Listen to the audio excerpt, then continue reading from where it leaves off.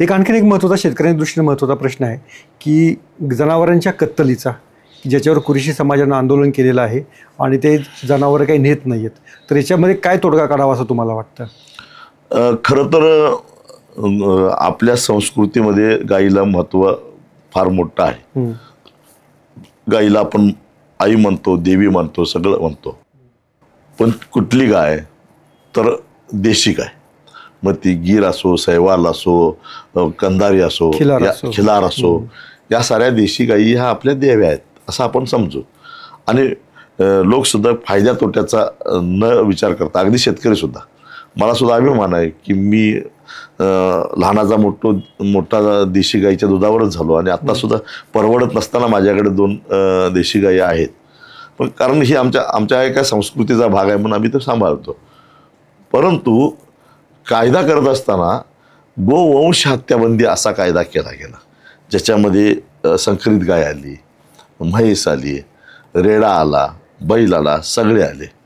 आता मुद्दा असा आहे की शेतकऱ्याची आधीच परिस्थिती नाकाला सूत लावल्यासारखी झाली आहे. अशा परिस्थितीमध्ये जे निरुपयोगी जनावर झालेलं आहे त्याचं करायचं काय? म्हणजे काही दुधाळ जनावर, देशी गाई सोडून म्हैस असेल, संकरित गाय असेल, नाही तेच सांगतो, त्याच्या वाहतूक होत असताना हे तथाकथित गोरक्षक गाड्या अडवतात, म्हशीच्या गाड्या सुद्धा अडवतात, रेडा एखादा चालला आणि पोलिसांना बोलवतात आणि पोलीस कायद्याचं पुस्तक उघडतात आणि त्याच्यावर तक्रारी, गुन्हे दाखल करतात, त्यांना त्रास देतात. आणि त्यामुळं त्या समाजाच्या लोकांनी जे प्रामुख्यानं ह्या जनावरांचा व्यापार करतात, काही कत्तल करण्यासाठी घेऊन जातात. आता सरकारनं स्लॉटर्सना अधिकृत परवानगी दिलेली आहे, ते काय बेकायदेशीर आहेत असं नाही, पण स्लॉटरला परवानगी आणि वाहतुकीला परवानगी नाही किंवा खरेदी, हा काय प्रकार आहे? आणि मग याच्यामुळं हा जो त्रास आहे, या त्रासाला कंटाळून त्या लोकांनी संप केला आहे, पण त्याचा त्रास शेतकऱ्यांना होतोय. मी तुम्हाला काही ठिकाणची माझी निरीक्षणं सांगतो की सांगोला बाजाराचं उदाहरण सांगतो. या कुरुशी समाजानं बाजारामध्ये यायचाच बहिष्कार टाकला, बाजार बंद केलेला नाही, आम्हीच येत नाही म्हटलं. ते नाही आले तर मग बाजार भरणार कसा? बरोबर, खरेदीदारही नाही आणि विक्रीही नाही.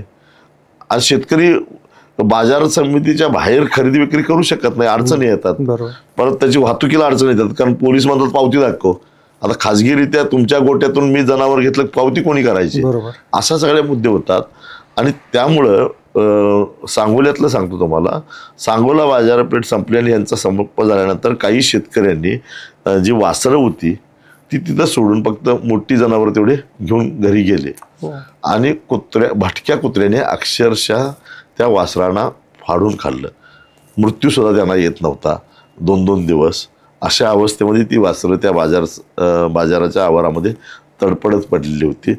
पुणे जिल्ह्यातल्या पिंपळे गावामध्ये एकदम, कारण ते गाव दूध उत्पादनासाठी प्रसिद्ध आहे. मी दूध दरासाच्या आंदोलनाच्या संदर्भात तिथं सभेला गेलेलो होतो आणि तिथल्या लोकांनी आम्हाला सांगितले की प्रत्येकाच्या गोट्यामध्ये 15-20 गायी आहेत. बोलता बोलता म्हणाले की हा कायदा झाल्यापासून आमची अवस्था अशी झालेली आहे की आमच्या गाईला वासरू झालं, मग ती अगदी मादी असली तरी सुद्धा तिचं गाय करायला परवडत नाही आहे, वाढवून तिला 3-4 वर्षे. आणि खोंड असेल तर ते निरुपयोगी असतो.